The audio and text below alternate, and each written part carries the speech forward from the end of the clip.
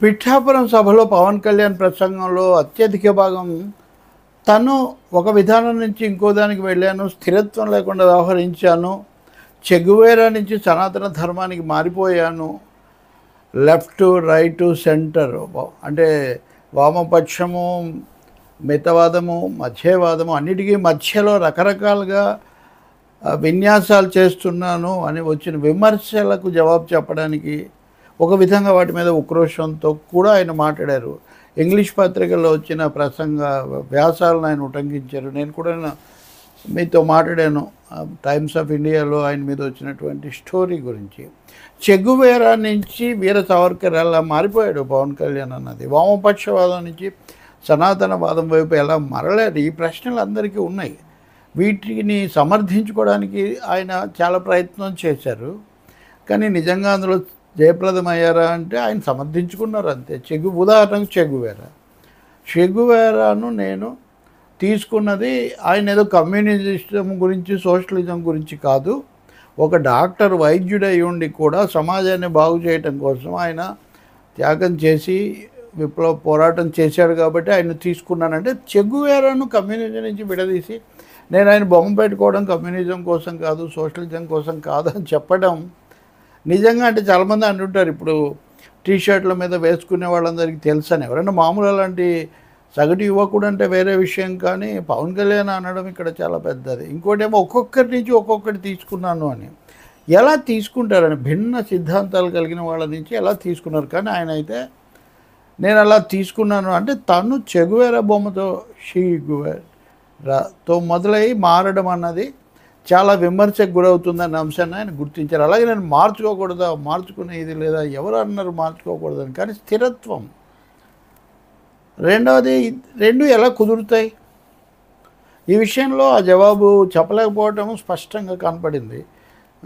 దానికి ఆయన ఎవరినో కాకుండా వాళ్ళ నాన్నగారిని తీసుకుని రావడం. గతంలో కూడా నేను ఈ విషయం వ్యాఖ్యానించాను, మళ్ళీ నేను చెప్పదలుచుకోలేదు, అది సున్నితమైన అంశం. కానీ ఈరోజు మటుకు ఆయన ఒకప్పుడు చాలా ఉమ్మడి కమ్యూనిస్ట్ పార్టీ అన్నారు, ఉమ్మడి కమ్యూనిస్ట్ పార్టీ అన్నాయి ఒకసారి అన్నారు, సిపిఎం అని గతంలో అన్నారు, లేకపోతే మా కొంచెం ఎంఎల్ పార్టీ అని కూడా అన్నారు. మరి ఏది నిజమో నాకైతే తెలీదు.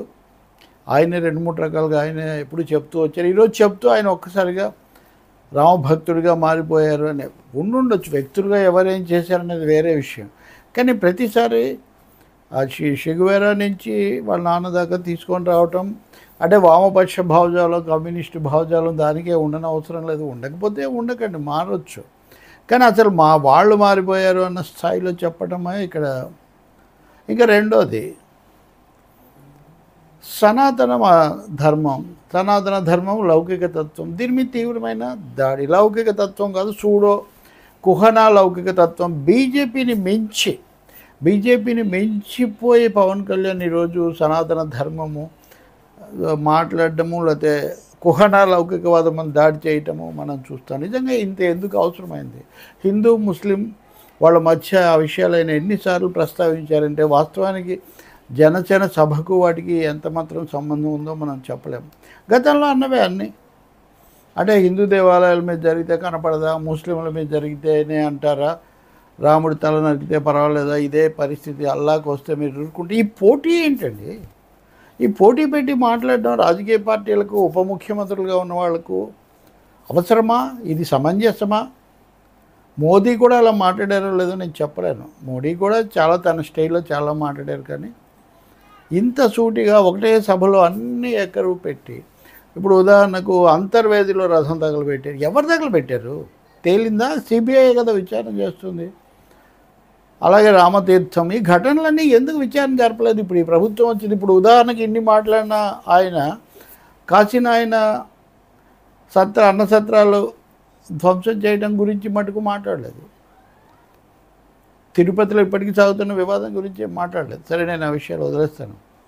సనాతన ధర్మం అంతటితో ఆగకుండా సనాతన ధర్మం అది మనము హిందువులు అన్న మాట కూడా ఆయన 1-2 సార్లు వాడారు.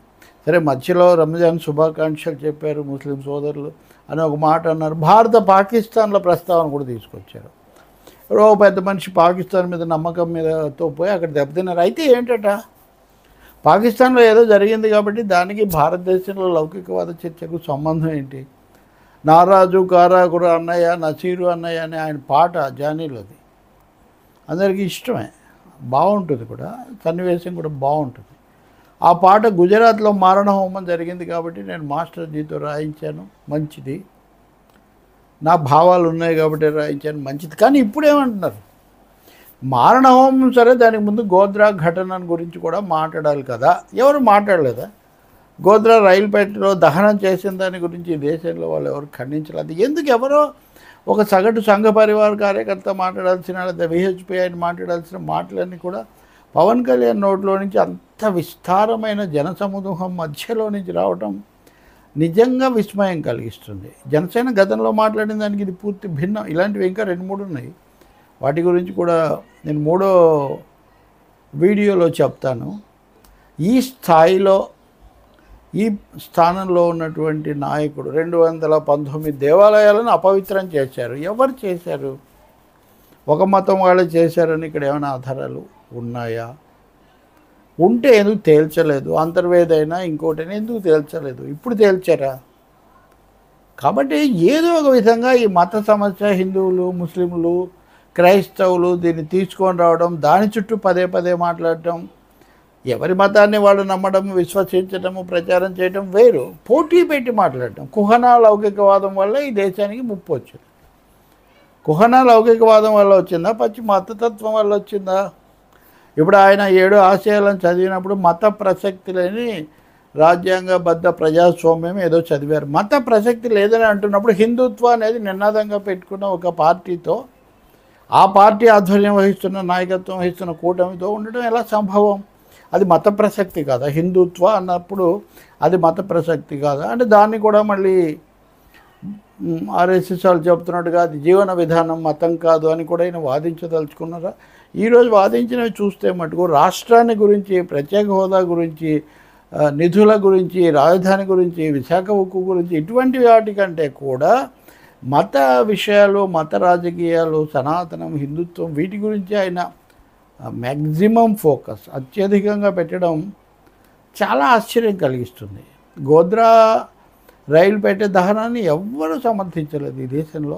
అలాగే 18 నిమిషాలు సమయం ఇస్తే అంతా చేసేస్తాము అని అక్బరుద్దీన్ ఓవైసీ మాట్లాడినప్పుడు ఎవరు ఖండించలేదా దాన్ని? ఆయన మీద కేసు పెట్టలేదు, ఆయన అరెస్ట్ చేయలేదా? ఎందుకు పదే పదే ఈ అర్ధసత్యాలు, అవాస్తవాలను చెప్పడం? ఇవి జనం ప్రొవోక్ కావడానికి ఉపయోగపడతాయేమో కానీ వాస్తవాలు అయిపోవు కదా. పైగా అవి కొత్త విషయాలు కూడా కదా, 20 ఏళ్ల నుంచి ఉన్నటువంటివే. మరి ఈ స్థాయిలో జనసేన భావజాలం గురించి చెప్పు, భావ తీవ్రత ఉంటుందని పదే పదే అన్నారు. భావ తీవ్రత సామాజిక న్యాయం కోసం ఉండొచ్చు, లేకపోతే ఆర్థిక సమానత్వం కోసం ఉండొచ్చు, వివక్ష మీద పోరాటం కోసం ఉండొచ్చు. ఆ విషయాలు ఏమీ అక్కడ ప్రస్తావనకు రాలేదు. ఉదాహరణకు సనాతన ధర్మం అన్నప్పుడు దాంతోపాటు కుల వివక్ష, దాంతోపాటు వర్ణాశ్రమ ధర్మాలు ఇవన్నీ వస్తాయని అనేక మంది అంటారు. వాటితో నేను విడగొట్టుకుంటున్నానని కూడా ఆయన అక్కడ చెప్పలేదు. ఇంకా నా దగ్గర చాలా తీవ్రమైన, లోతైన ఉదాహరణలు కూడా ఉన్నాయి. కానీ భరించడం కష్టం కాబట్టి వాళ్ళు, నేను ఇప్పటికి ఇక్కడితో ఆపుతున్నా. కుహనా లౌకిక తత్వం అనేటటువంటి పేరు ఏదైతే బీజేపీ తన రాజకీయ విజయ విస్తరణకు, లేకపోతే భావజాలానికి పునాదిగా చేసుకుంటూ, దాన్ని బలపరుస్తూ, దాన్ని స్వీకరిస్తూ, ఇంకా నేను వివిధ సిద్ధాంతాల మధ్య సారూప్యత ఎలా తీసుకొని వస్తారు? మత రాజకీయాలకు, లౌకిక తత్వానికి, చెగువేరాకు, వీర సావర్కర్కు సారూప్యత వాటిని కలపడం ఎలా జరుగుతుంది? అక్కడే విమర్శ వస్తుంది. కానీ సమర్థించినంత దీన్నే కదా. పోనీ అది తీసుకొని వచ్చారు కాబట్టి చెగువేరా గురించి, సామ్రాజ్యవాదం గురించి, అభ్యుదయ భావజాలం గురించి, విప్లవ పోరాటాల గురించి ఏమైనా ఇంతనా ప్రస్తావించారా మీరు? అన్ని భావజాలను కలుపుతానన్నప్పుడు ఒక్క విమర్శ అయినా చేశారా? మతతత్వ రాజకీయాలు కూడా మంచిది కాదని. ఇంకా జాతీయ సమైక్యత విషయంలో కూడా ఇలాంటివే మాట్లాడారు. కులాల ప్రస్తావన వాళ్ళు, వైసీపీ వాళ్ళు చేశారు, కులాలను ఉపయోగించుకోవాలన్నారు, ఓకే. కానీ కులాలను ఇతరులు ఉపయోగించుకోవటం గురించి ఏం చెప్తారు? ఈరోజు కూడా తన ప్రసంగంలో అలాంటి ఒక ప్రస్తావన వచ్చింది. కాబట్టి ఇక్కడ వైసీపీ, టీడీపీ, జనసేన అది కాదు ఇక్కడ సమస్య. మత రాజకీయాలు వేరు, లౌకిక ప్రజాస్వామ్యం వేరు అన్న ప్రాథమిక సత్యాన్ని పక్కన పెట్టి ఎవరో ఏదో చేశారు అని వీళ్ళే గోవాలో ఏం చేస్తుంది ఎన్డీఏ ప్రభుత్వం, ఈశాన్య రాష్ట్రాల్లో ఏం చేస్తుంది, అక్కడ ఏ మత భావాలను సంతృప్తి పరుస్తుంది తెలుసా, కాశ్మీర్లో ఏం జరిగిందో తెలుసా? ఏమీ లేకుండా జాతీయ విషయాలను చాలా యథాలాపంగా, క్యాజువల్గా, కేర్లెస్గా ప్రస్తావించటం చాలా ఆశ్చర్యం కలిగిస్తుంది. అంత అవసరమా? ఈ సందర్భంలో ఈ సభ ముఖ్యంగా జనసేన విజయం, ఆంధ్రప్రదేశ్ పరిస్థితులు, లేకపోతే తెలంగాణలో కూడా విస్తరిస్తే అది తెలంగాణ గురించి కూడా ప్రస్తావించారు 2-3 సార్లు. అవి కూడా నేను తదుపరి జాతీయ విషయాలు చెప్పినప్పుడు చెప్తాను. ఇంకొకటి, రాష్ట్రానికి సంబంధించిన ఏ అంశాల మీద లేదు, అలాగే అధికారంలోకి తెచ్చిన ప్రజల తరఫున రాష్ట్రానికి జరగాల్సినవేంటి అది లేదు. సో ఒక విధంగా అంటే సామ్యవాద తరహాలో చెగువేరా బొమ్మతో బయలుదేరి వామపక్ష రాజకీయాలు మాట్లాడి అలాంటి ఇమేజ్ కోసం ప్రయత్నించి ఇప్పుడు ఈ సభలో కూడా గద్దర్ గురించి చెప్పిన, దాశరథి కవితలు వినిపించిన, శ్రీశ్రీ కవితతో ముగించిన, ఆ మాటకు వస్తే శేషేంద్ర కూడా వామపక్ష భావజాలం కలిగిన వ్యక్తి స్థూలంగా. ఆయన కూడా అందరి చెప్పినవన్నీ, కోట్ చేసినవన్నీ అవి సమర్థించింది, వినిపించింది, పదే పదే ప్రస్తావించింది, ప్రశంసించింది హిందుత్వ భావజాలం.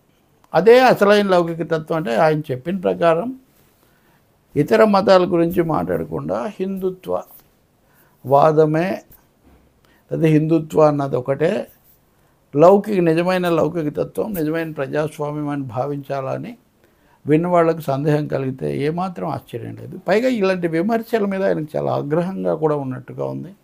నేను అప్పుడప్పుడు విన్నాను, గట్టిగా జవాబు చెప్పాలి, ఎదుర్కోవాలని ఆయన ఉద్బోధిస్తున్నారని. ఈరోజు ఆయనే స్వయంగా ఆ పని చేశారు.